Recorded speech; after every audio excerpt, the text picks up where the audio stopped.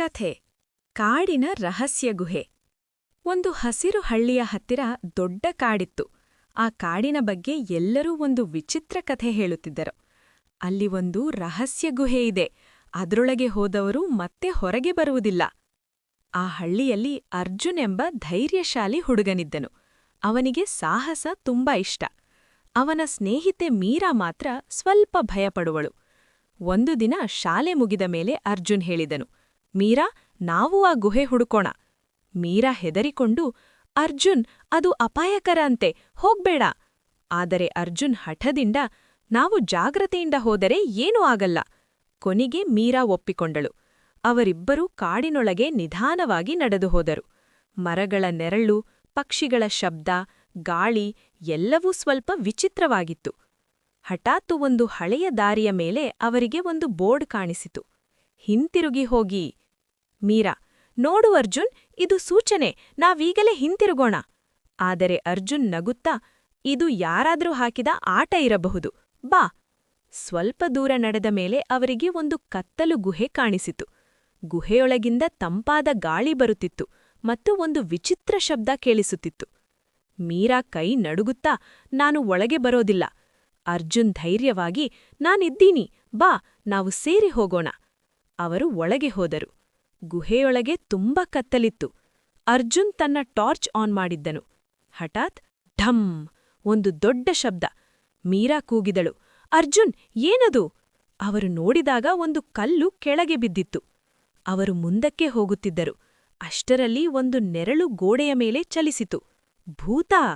ಮೀರಾ ಕಣ್ಣು ಮುಚ್ಚಿಕೊಂಡಳು. ಇದು ಭೂತ ಇರಬಹುದು. ಅರ್ಜುನ್ ಗಮನದಿಂದ ನೋಡಿದನು. ಅದು ಒಂದು ಚಿಕ್ಕ ಕೋತಿ. ಅರ್ಜುನ್ ನಗಿದನು, ಭೂತ ಅಲ್ಲ, ಕೋತಿ. ಆದರೆ ಇನ್ನೂ ವಿಚಿತ್ರ ಘಟನೆಗಳು ಶುರುವಾದವು. ಗುಹೆಯ ಒಳಗೆ ಅವರಿಗೆ ಒಂದು ಹಳೆಯ ಪೆಟ್ಟಿಗೆ ಕಂಡಿತು.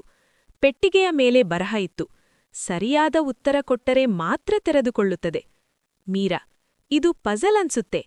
ಅದರ ಮೇಲೆ ಪ್ರಶ್ನೆಯಿತ್ತು, ನಾನು ಎಲ್ಲರಿಗೂ ಬೇಕು, ಆದರೆ ಯಾರೂ ನನ್ನನ್ನು ನೋಡಲಾಗದು.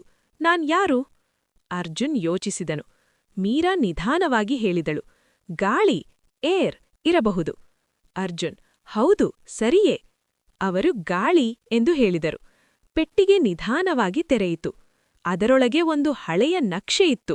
ಆ ನಕ್ಷೆ ಇನ್ನೊಂದು ರಹಸ್ಯ ದಾರಿಗೆ ಕರೆದೊಯ್ಯುತ್ತಿತ್ತು. ಅವರು ಆ ದಾರಿಯನ್ನು ಅನುಸರಿಸಿದರು. ಹಠಾತ್ ಅವರು ಒಂದು ದೊಡ್ಡ ಕೊಠಡಿಗೆ ಬಂದರು. ಅಲ್ಲಿ ಗೋಡೆಯ ಮೇಲೆ ಹೊಳೆಯುವ ಕಲ್ಲುಗಳಿತ್ತು. ಎಲ್ಲವೂ ಚಿನ್ನದಂತೆ ಹೊಳೆಯುತ್ತಿತ್ತು. ಮೀರಾ, ಇದು ಖಜಾನೆ ಇರಬಹುದು. ಆದರೆ ಅದೇ ಸಮಯದಲ್ಲಿ ಒಂದು ಭಾರೀ ಗರ್ಜನೆ ಕೇಳಿಸಿತು. ಒಂದು ಕಾಡು ಕರಡಿ ಅಲ್ಲಿ ನಿಂತಿತ್ತು. ಮೀರಾ ಹೆದರಿಕೊಂಡು, ಅರ್ಜುನ್, ನಾವು ಸಿಕ್ಕಿಬಿಟ್ಟೆವು. ಅರ್ಜುನ್ ಬೇಗ ಯೋಚಿಸಿದನು. ಅವನಿಗೆ ಶಿಕ್ಷಕ ಹೇಳಿದ ಒಂದು ಮಾತು ನೆನಪಾಯಿತು, ಪ್ರಾಣಿಗಳು ನಿಮ್ಮನ್ನು ಕಾಡುವುದಿಲ್ಲ, ನೀವು ಶಾಂತವಾಗಿದ್ದರೆ. ಅರ್ಜುನ್ ನಿಧಾನವಾಗಿ, ಮೀರಾ, ಓಡಬೇಡ, ಶಾಂತವಾಗಿ ನಿಲ್ಲು. ಕರಡಿ ಅವರನ್ನು ನೋಡುತ್ತಿತ್ತು. ಆದರೆ ಅವರು ಶಾಂತವಾಗಿದ್ದರಿಂದ ಅದು ನಿಧಾನವಾಗಿ ಹಿಂತಿರುಗಿತು. ಅವರು ನಿಟ್ಟುಸಿರುಬಿಟ್ಟರು. ಅರ್ಜುನ್, ನಾವೀಗ ಹೊರಗೆ ಹೋಗೋಣ. ನಕ್ಷೆಯ ಸಹಾಯದಿಂದ ಅವರು ಗುಹೆಯಿಂದ ಹೊರಗೆ ಬಂದರು. ಹಳ್ಳಿಗೆ ಹಿಂತಿರುಗಿದ ಮೇಲೆ ಅವರು ಎಲ್ಲವನ್ನೂ ಹಿರಿಯರಿಗೆ ಹೇಳಿದರು. ಹಳ್ಳಿಯವರು ಸಂತೋಷಪಟ್ಟರು. ನೀವು ಧೈರ್ಯಶಾಲಿಗಳು, ಆದರೆ ಜಾಗ್ರತೆ ಮುಖ್ಯ. ಅರ್ಜುನ್ ಮತ್ತು ಮೀರಾ ಕಲಿತರು. ಸಾಹಸ ಚೆನ್ನಾಗಿದೆ, ಆದರೆ ಜ್ಞಾನ ಮತ್ತು ಶಾಂತಿ ಇನ್ನೂ ಮುಖ್ಯ. ಆ ದಿನದಿಂದ ಅವರು ಪ್ರಕೃತಿಯನ್ನು ಹೆಚ್ಚು ಪ್ರೀತಿಸಿದರು. ಕಾಡಿನ ರಹಸ್ಯ ಅವರನ್ನು ಭಯಪಡಿಸಲಿಲ್ಲ, ಬದಲಾಗಿ ಕಲಿಸಿತು. ಪಾಠ: ಧೈರ್ಯ ಇರಬೇಕು, ಆದರೆ ಬುದ್ಧಿ ಮತ್ತು ಶಾಂತಿಯೊಂದಿಗೆ ನಡೆದುಕೊಂಡರೆ ಮಾತ್ರ ನಾವು ಸಮಸ್ಯೆಗಳನ್ನು ಗೆಲ್ಲಬಹುದು.